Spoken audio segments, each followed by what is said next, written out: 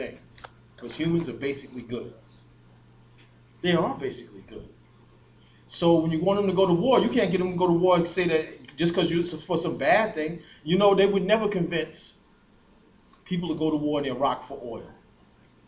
But they would convince you to go to war in Iraq because they're supporting Al Qaeda.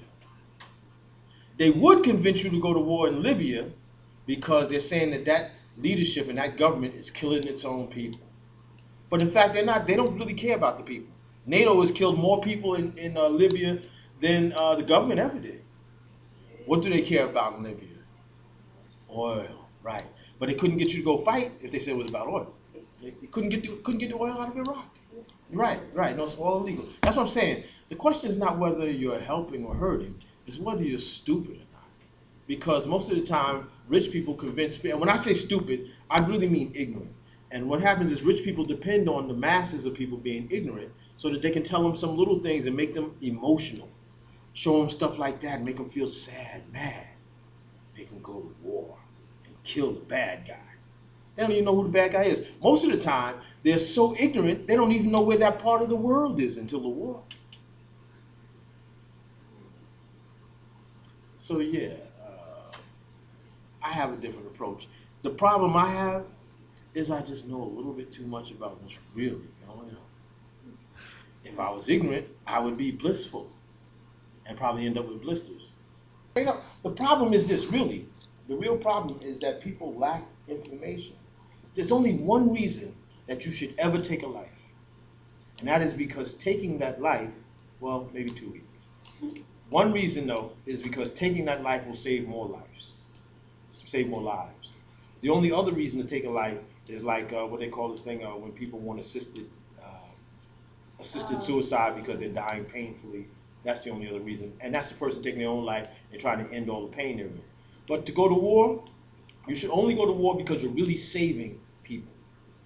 But most of the wars that America is in is driven by economy, oil, or strategic positioning.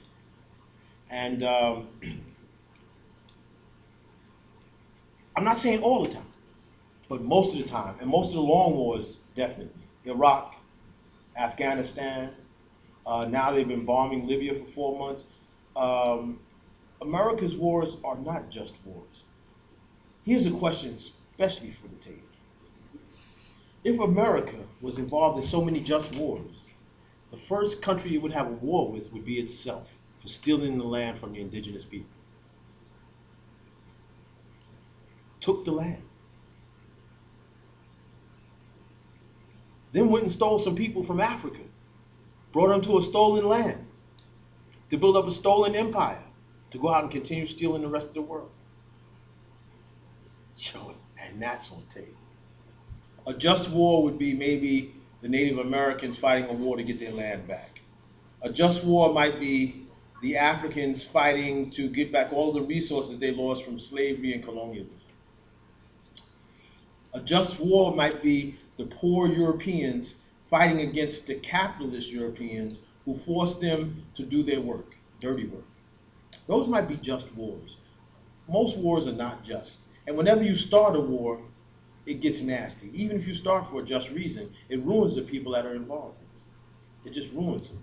Because now, in order to get their way, what do? They kill the other person. So how do you leave that situation and then move back into regular society? A lot of soldiers have this problem. When they go to war, they come back, they end up killing their families.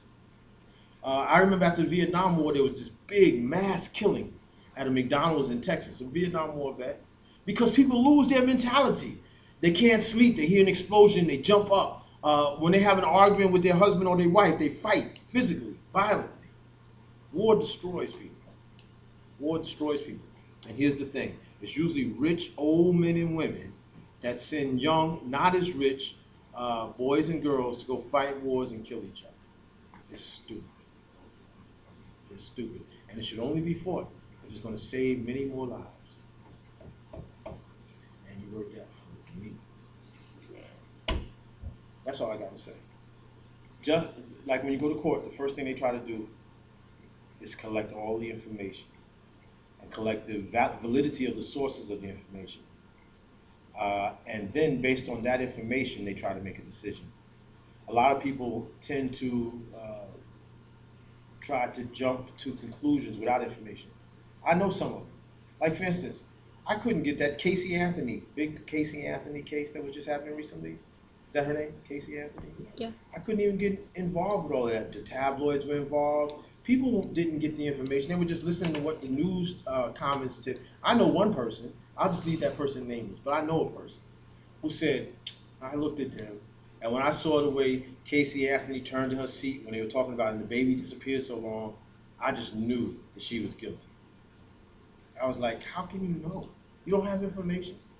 Circumstantial stuff. You know how many people get messed up on circumstantial stuff? Now that they have DNA testing, look at all the people that are being released from prison after spending years in prison, but now they have a more scientific method to get more accurate information. You have to be very careful when you try to mete out justice. Like the United States started Al Qaeda in the, I believe it was the 1980s, to help Afghanistan, to help the people in Afghanistan fight against the Soviet Union. The Soviet Union at that time was in control of Afghanistan. You know what the Soviet Union is? The Soviet Union existed up until 1989, 88 to 89, and then Perestroika kind of brought an end to the Soviet Union. But at that time, Afghanistan was sort of like the Soviet Union's Vietnam. They were caught there, they couldn't beat them, and the U.S. went further and gave money to help train some guerrillas in Afghanistan, to give them weapons, to train them to fight against the Soviet Union. So when the Soviet Union just finally quit Afghanistan, later on, the people in Afghanistan put together a very conservative Islamic government run by a group called the Taliban.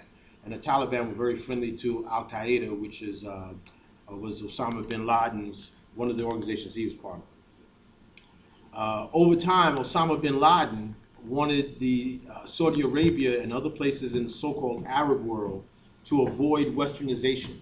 They didn't want their countries to become, to have the kind of, I think, lewdness that exists in Western countries, meaning women going around with not too much dress on, what have you. This is part of the conservative Islamic perspective. They didn't really want to see that happen to the Arab world. So they wanted to minimize the Western influence in the Arab world. And Al Qaeda began to fight against the invasion of Europe and America into the Arab world. And so the guerrillas that they trained ended up turning on them. And the U.S. blames Al Qaeda and Osama bin Laden for the for the blowing up of the World Trade Center in September 2000, September 11th, 2001. And for that reason, said that they were going to try to eliminate Osama bin Laden and Al Qaeda. But the way Bush said that he was going to do it is he was going to make sure that the fight against them didn't take place inside the U.S., but took place over in the Arab world. So he decided to launch a war against Iraq. And actually what he was doing was continuing a war that his father had launched. Bush the Elder had launched the first war in Iraq in 1990.